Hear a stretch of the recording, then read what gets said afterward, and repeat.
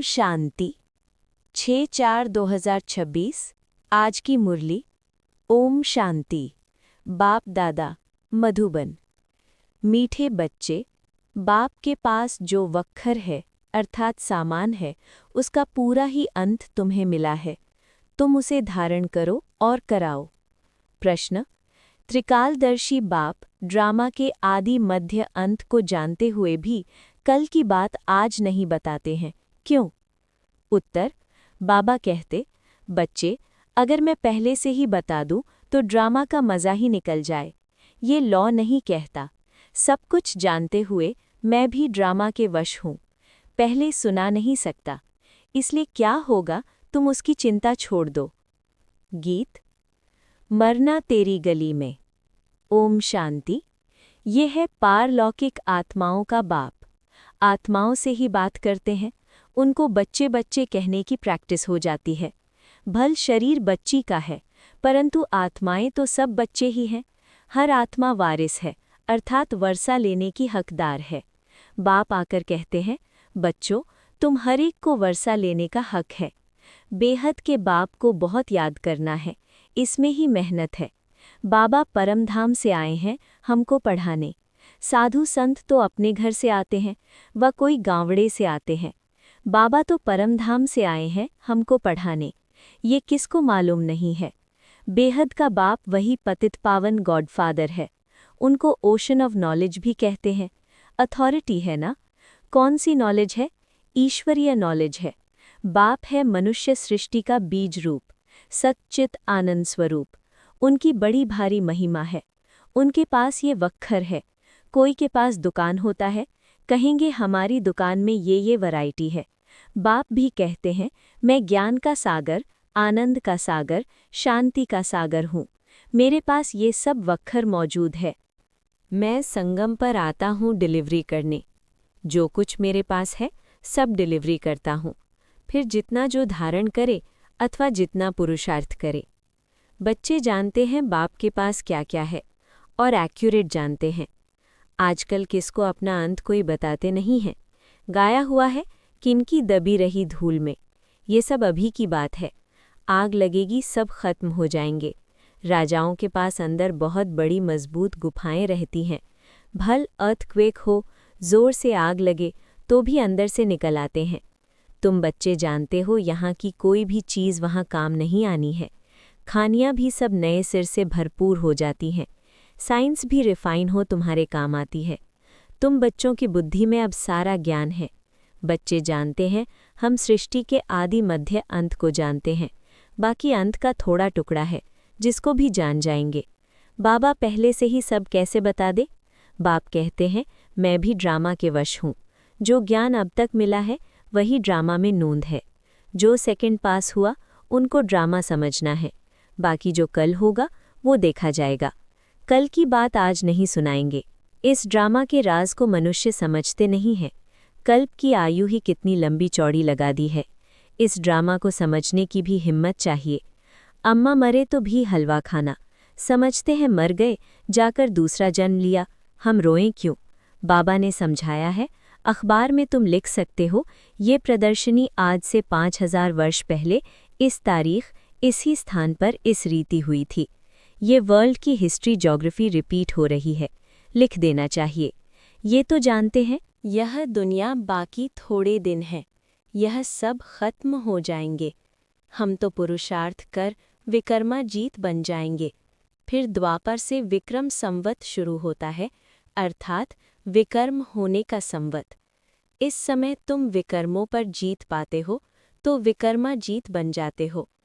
पाप कर्मों को श्रीमत से जीतकर विकर्मा जीत बन जाते हो।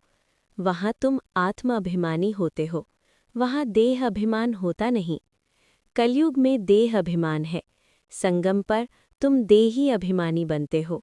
परमपिता परमात्मा को भी जानते हो, यह है शुद्ध अभिमान। तुम ब्राह्मण सबसे ऊंच हो, तुम हो सर्वोत्तम ब्राह्मण कुलभूषण। यह नॉलेज सिर्फ तुमको मिलती है, दूसरे किसको मिलती नहीं। तुम्हारा यह सर्वोत्तम कुल है। गायब ही जाता है अतीन्द्रिय सुख गोपी वल्लभ के बच्चों से पूछो।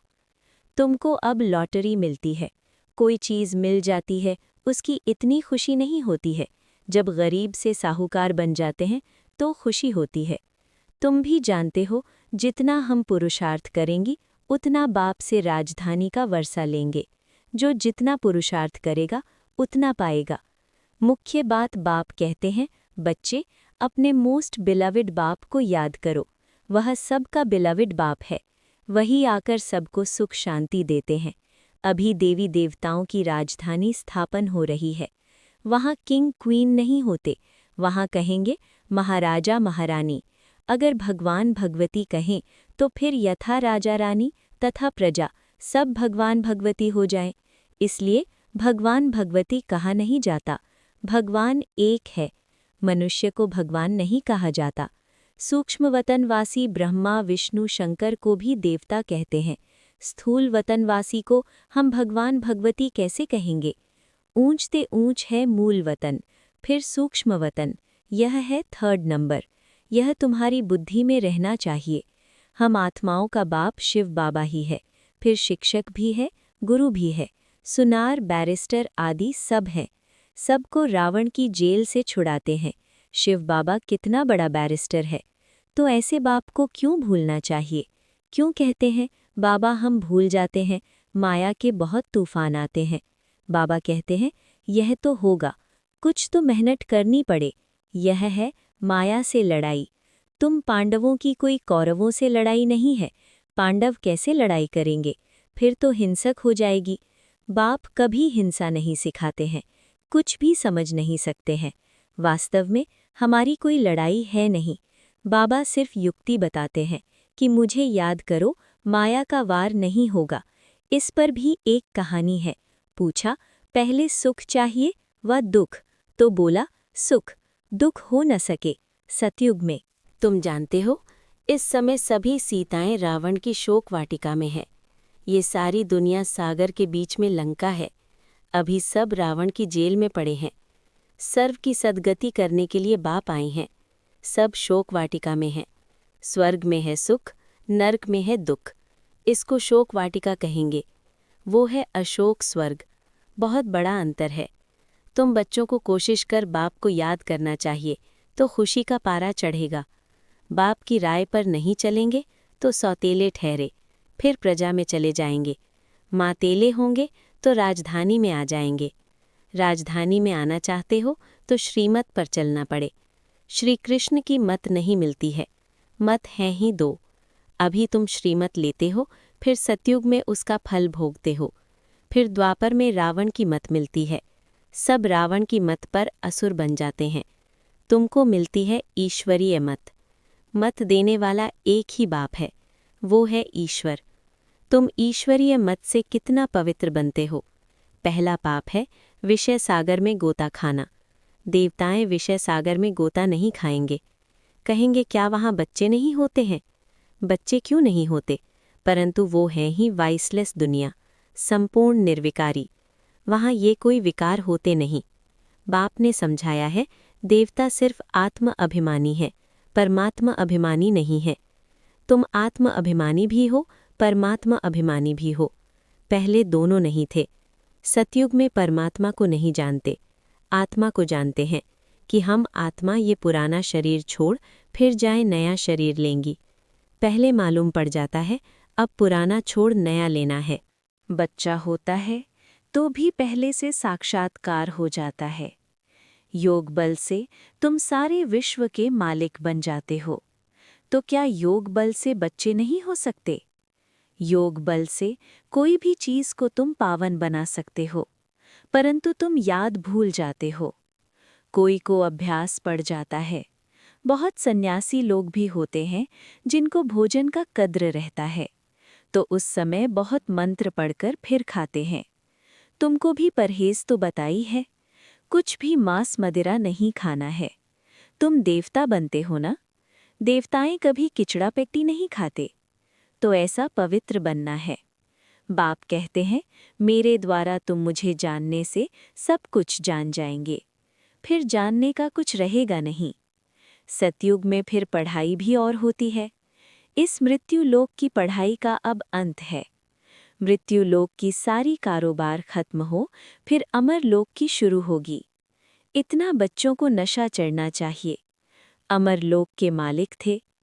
तुम बच्चों को अतीन्द्रिय सुख, परम सुख में रहना चाहिए। परमपिता परमात्मा के हम बच्चे हैं अथवा स्टूडेंट हैं। परमपिता परमात्मा हमको अब घर ले जाएंगे। इनको ही परमानंद कहा जाता है। सतयुग में ये बातें होती नहीं। ये तुम अभी सुनते हो। इस समय ईश्वरीय फैमिली के हो।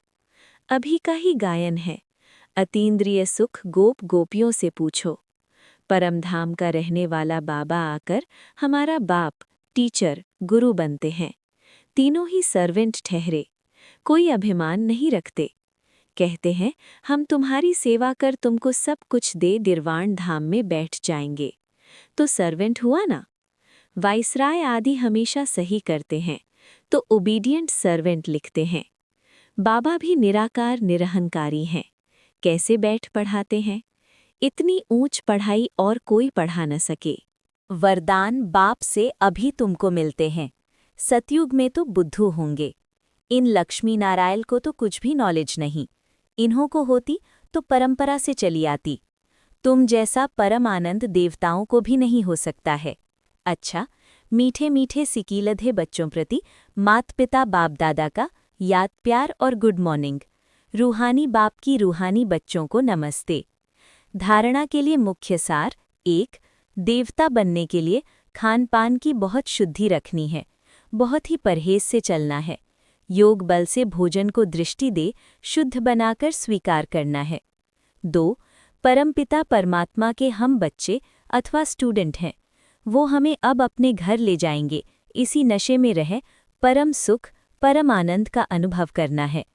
वरदान सेवा की लगन द्वारा लौकिक को अलौकिक प्रवृत्ति में परिवर्तन करने वाले निरंतर सेवाधारी भव।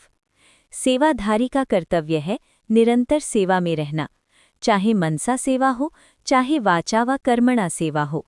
सेवाधारी कभी भी सेवा को अपने से अलग नहीं समझते। जिनकी बुद्धि में सदा सेवा की लगन रहती है, उनकी लौकिक प्रवृत्ति बदलकर ईश्वरीय प्रवृत्ति हो जाती है। सेवाधारी घर को घर नहीं समझते, लेकिन सेवा स्थान समझकर चलते हैं। सेवाधारी का मुख्य गुण है त्याग। त्याग वृत्ति वाले प्रवृत्ति में तपस्वी मूर्त होकर रहते हैं, जिससे सेवा स्वतः होती है। स्लोगन अपने संस्कारों को दिव्य बनाना है तो मन बुद्धि को बाप के आगे समर्पित कर दो। ये अव्यक्त इशारे महान बनने के लिए मधुरता और नम्रता का गुण धारण करो। किसी भी आत्मा को 2 घड़ी मीठी दृष्टि दे दो, मीठे बोल बोल दो, तो उस आत्मा को सदा के लिए भरपूर कर देंगे। ये 2 घड़ी की मधुर दृष्टि बोल उस आत्मा की सृष्टि बदल देंगे। 2 मधुर बोल सदा के लिए बदलने के निमित्त बन जाएंगे। ओम शांति।